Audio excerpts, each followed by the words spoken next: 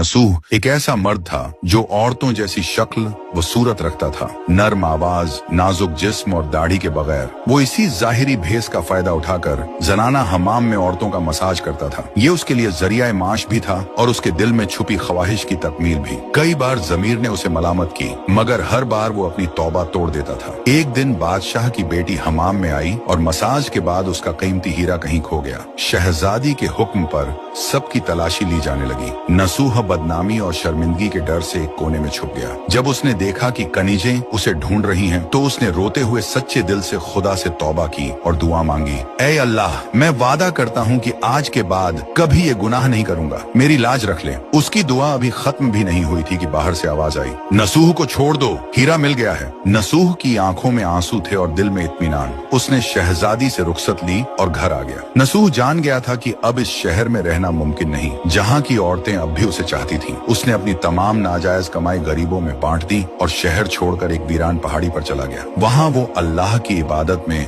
मशगूल हो गया। एक दिन उसे एक भैंस नजर आई जो घास चर रही थी। उसने सोचा कि ये किसी चरवाहे की होगी और जब तक उसका मालिक न आए वो इसकी देखभाल करेगा। कुछ दिन बाद एक तिजारती काफिला रास्ता भूलकर वहाँ पहुंचा। प्यास की शिद्दत से निढाल ताजिरों को नसूह ने अपनी भैंस का दूध पिलाया और सबको सैराब कर दिया। नसूह के अच्छे अखलाकन से मुतासिर होकर ताजिरों ने जाते हुए उसे बहुत सारा माल बतौर तोहफा दिया। नसूह ने इन पैसों से वहाँ एक कुआं खुदवा दिया। आहिस्ता आहिस्ता उस कुएं के इर्द गिर्द लोग बसने लगे और इमारतें बनने लगी।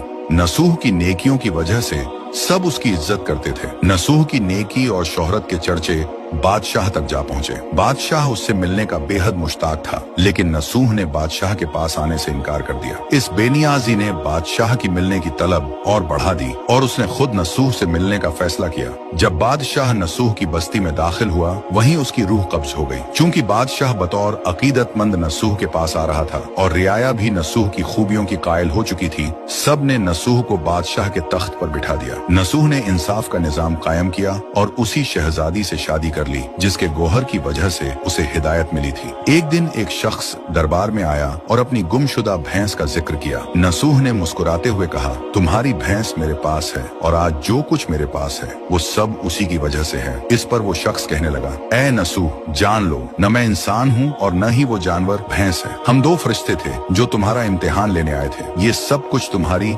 सच्ची तौबा का नतीजा है। ये कहकर वो दोनों फरिश्ते नजरों से गायब हो गए। इसी वजह से सच्चे दिल से की गई तौबा को तौबा नसूह कहते हैं।